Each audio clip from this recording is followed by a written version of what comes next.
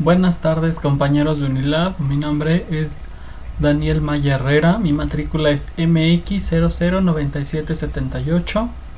Estudio la licenciatura en Derecho en la Universidad Laboral de la Ciudad de México y voy a exponer el proyecto integrador de la clase de Derecho Administrativo. Este proyecto integrador consiste en hablar del tema de sanciones administrativas. Nos pide que veamos y realicemos una investigación sobre las diferentes sanciones administrativas que existen para los servidores públicos. Nos pide que investiguemos por lo menos 5 secretarías de gobierno y que demos un ejemplo. Yo para este proyecto integrador no investigué como tal 5 sanciones administrativas que existan por secretaría. ¿Por qué? Porque la ley es muy clara, todos los servidores públicos nos regimos o se rigen bajo una normatividad y es nuestra obligación conocer la normatividad por la cual nosotros tenemos que actuar para saber cómo responder con nuestras obligaciones para la sociedad. Es por ello que yo me enfoqué en investigar sobre las 3 leyes que existen en materia de responsabilidades. Y digo 3 porque hay 3 estratos de gobierno que yo quise dividir. La primera que yo quise utilizar es esta, la Ley de Responsabilidades Administrativas de los Servidores Públicos de la Ciudad de México. ¿Por qué? Porque es la ley que nos va a regir a todos los servidores públicos, obviamente del gobierno de la Ciudad de México. ¿A quiénes les aplica? Pues a las secretarías que dependan del gobierno de la Ciudad de México, como la Secretaría de Finanzas, la Secretaría de la Contraloría General, a todas las nuevas alcaldías de la Ciudad de México, todas las dependencias y órganos desconcentrados que en su nomenclatura digan de la Ciudad de México, les va a aplicar esta ley. En esta ley podemos ver que hay 2 capítulos muy especiales que hablan sobre las sanciones. Y de aquí vamos a partir. Las sanciones administrativas, la ley o cualquiera de las leyes que vean las responsabilidades de los servidores públicos se van a dividir en 2, las sanciones por faltas administrativas no graves y las graves. En este caso, en la Ley de Responsabilidades de la Ciudad de México, las tenemos las no graves en el artículo 75 en su capítulo 1, que a grosso modo entre las sanciones administrativas que deberán tener los servidores públicos se encuentran las amonestaciones, la suspensión por el empleo del cargo de la comisión que ocupen, incluso la destitución de este servidor público y la inhabilitación. Esa es una de las más importantes de todas las sanciones que se le impone a los servidores públicos de la Ciudad de México. La inhabilitación para desempeñar cargos, comisiones, incluso para participar en las licitaciones públicas o en las adquisiciones y arrendamientos de servicios de la Ciudad de México. Incluso una de ellas es la de indemnizar a la Hacienda en caso de que haya un fraude de tipo económico. En el capítulo 2 de esta ley, en su artículo 78, nos habla de las sanciones para las personas servidoras públicas por faltas graves. Aquí nos dice que las sanciones por faltas graves está la suspensión del empleo, la destitución, una sanción económica y la inhabilitación temporal. Incluso las leyes que hablan sobre responsabilidades administrativas hacen división para que tanto los servidores públicos como los particulares o sea el gobernado, cuando participe en procedimientos, pueda ser aplicable a estas leyes de responsabilidades.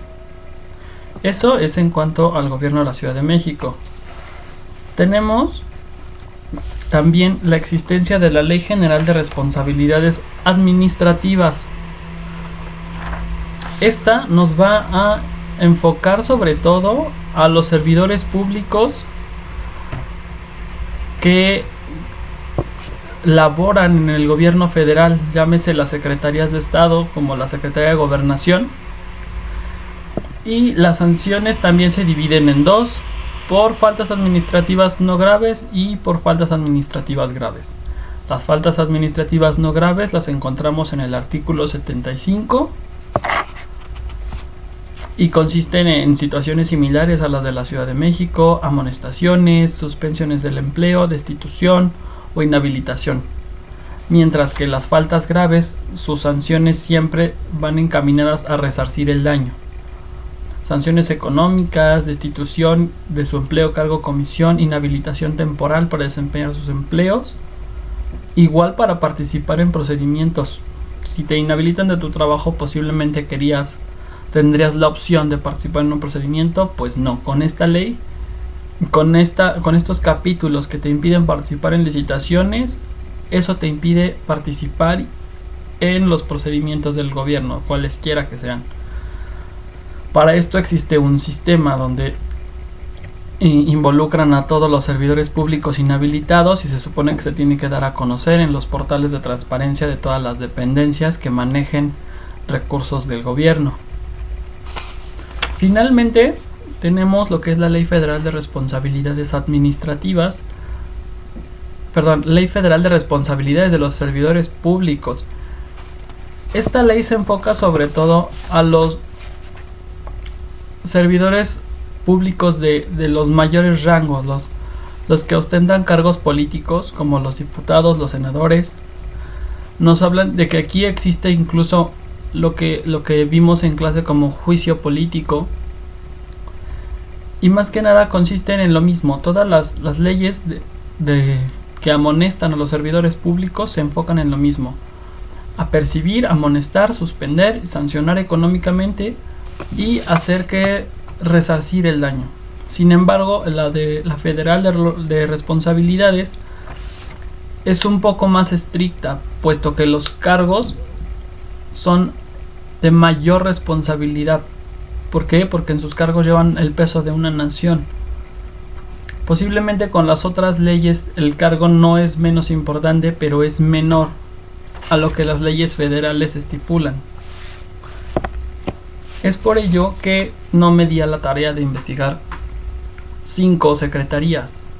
¿Por qué? Porque existe una sola ley para todos y de esa ley partieron las demás: la general, la federal y la de la Ciudad de México.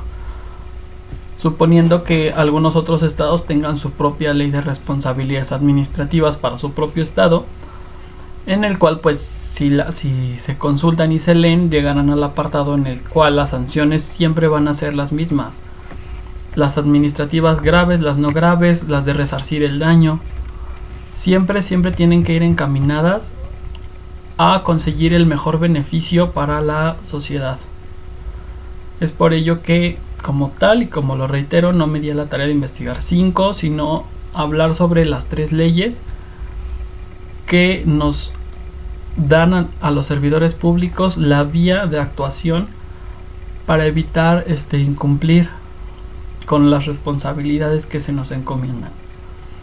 Ahora nos pedía también el proyecto integrador que planteáramos el caso de un proceso administrativo que nosotros hayamos visto, un procedimiento administrativo.